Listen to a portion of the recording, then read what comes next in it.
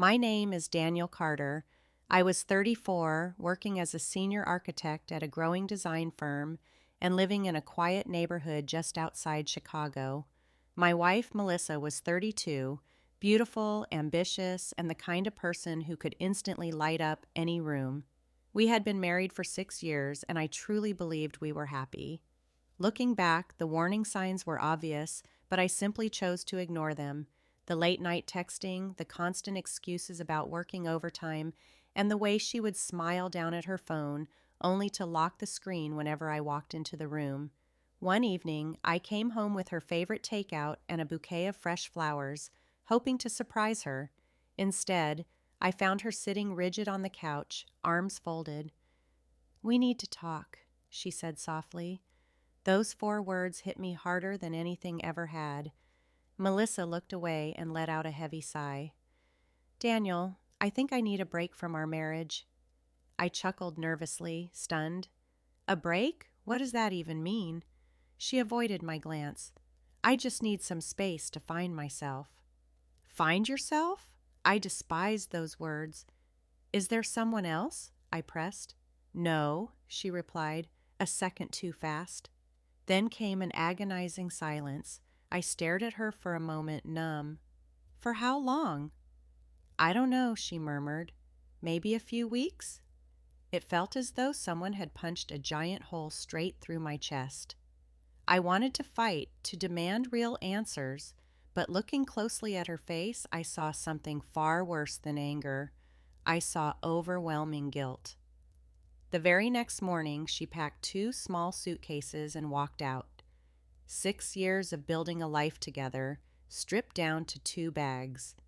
The house instantly felt hollow and cold. For the entire first week, sleep barely came, and I constantly checked my phone, praying for a text. Nothing arrived. That was when I made a choice.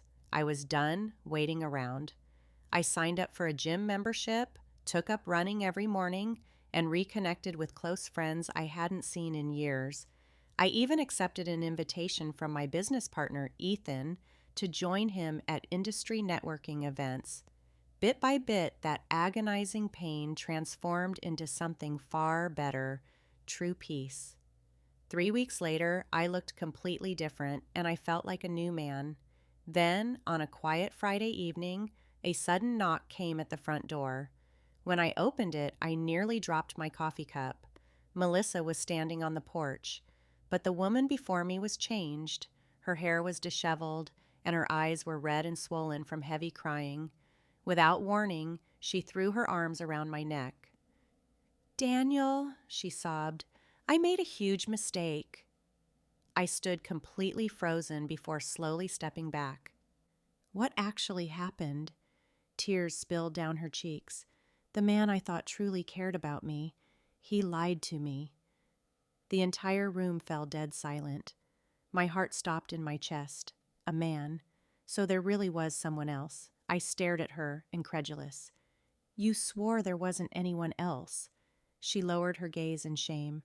"I didn't want to break your heart." I could hardly process it.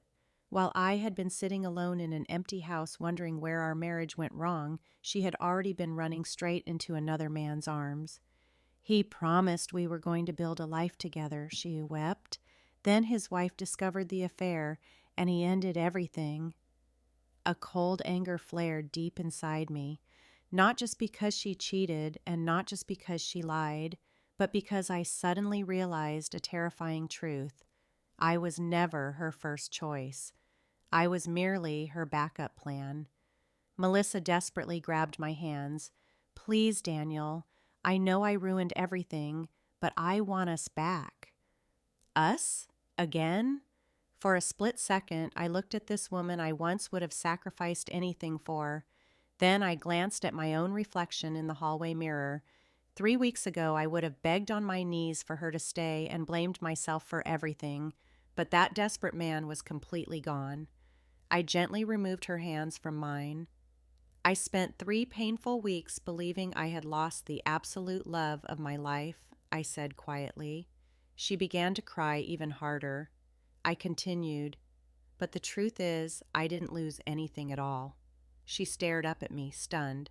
I simply finally saw who you really are." Her face drained of color. "Daniel, please." "No." I pulled the front door wide open, not to welcome her back inside, but to show her out. And as she stood there weeping on the porch, I closed the door, knowing one thing with absolute certainty for the first time in weeks. Sometimes revenge isn't about screaming. Sometimes revenge is simply becoming someone they can never have again.